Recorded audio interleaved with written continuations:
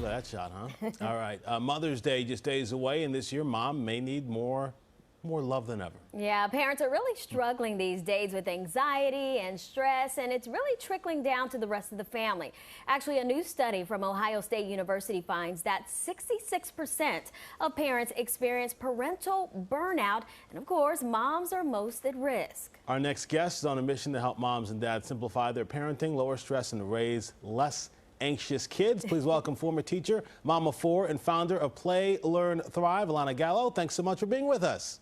Of course. Hi. Thank you. All right. Yeah. So this study gives some recommendations on how to reverse burnout. Some of the suggestions include lowering your expectations, taking a few minutes to slowly sip a hot drink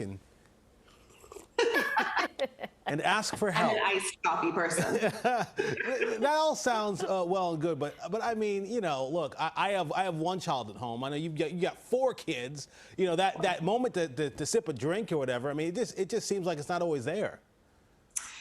Yeah, it definitely isn't always there, but I think you really have to make sure that you are making that time for yourself, because if you don't, like the study says, you're going to burn out. And if you're not giving to yourself, then you're not going to be able to give to your kids. So, Alana, how can parents reduce their stress and without feeling guilty about taking some much-needed me time? That's so interesting. So moms are going to feel guilty no matter what they do, right? It's just the truth. So I think the biggest thing for mothers especially is for us to just really shift our mindset and realize that, number one, guilt doesn't do any good for anyone, right? Not for us, not for our kids. So kind of just like quashing that and trying to move away from it. And also realizing that the more that we do, right, the more stressed we are, the less our kids are happy, the less we're happy. It's just kind of this vicious cycle.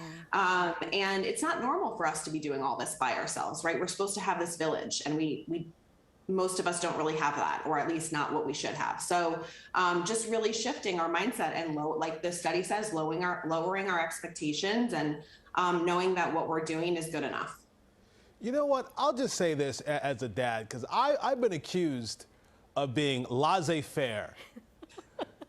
Oh, you're so laissez-faire. I'm just like, oh, no big deal, honey. It's whatever. It's whatever, you know. Like, but again, maybe the dads get away with that more than the mom sometimes. You know, what's the deal? Like, you know, because I say, you know, look. Kids have existed since the cavemen, right? And they worked out okay, you know, rusty nails, whatever. It all works out. That's my feeling. Yeah. But I know sometimes the moms are a little bit more, you know.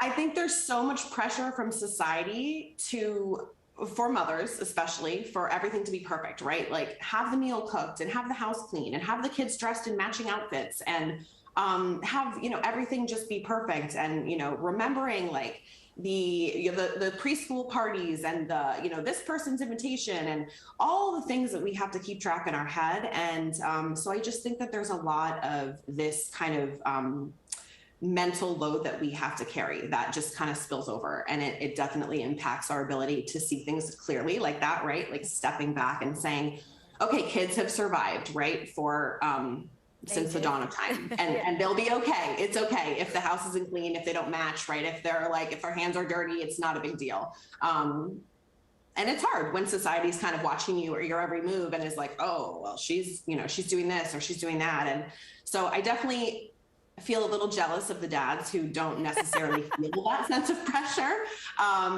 But hopefully moms can start to kind of push a little bit more off their plates and be able to just really let go of that feeling like they have to do everything. Well, we know they're resilient little beings. So you have four little ones or kids at home. So what does a typical day in your house look like? And how did you make time to write a book? So our house is essentially organized chaos. We are very laid back in a lot of ways. We don't feel the need to be always doing everything for our kids. So our kids do fewer extracurricular activities than a lot of kids in our area. We're not constantly on the floor playing with them. We are not catering to their every need. So if they're hungry, they have access to foods that are available for them, that they're in charge of, you know, getting their own snacks and getting their own water. If we're in the middle of doing something and we can't help them, we'll say to them, you know, you can either wait for me to be done cooking dinner, or you can go do this for yourself. And so often they want to do it for themselves. So it's like, why not capitalize on that? So I think that has helped us in our personal home to have a little bit of a reprieve, I guess.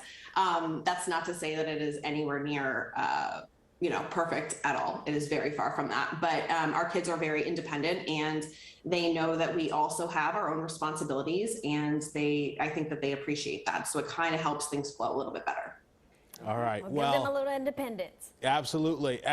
Look, we appreciate your time. We could use the help. We all can use a little bit of help. Parenting, it's not an easy deal, and we got to figure it out as we go. So any assistance we can get is good. Happy Mother's Day to you, by the way.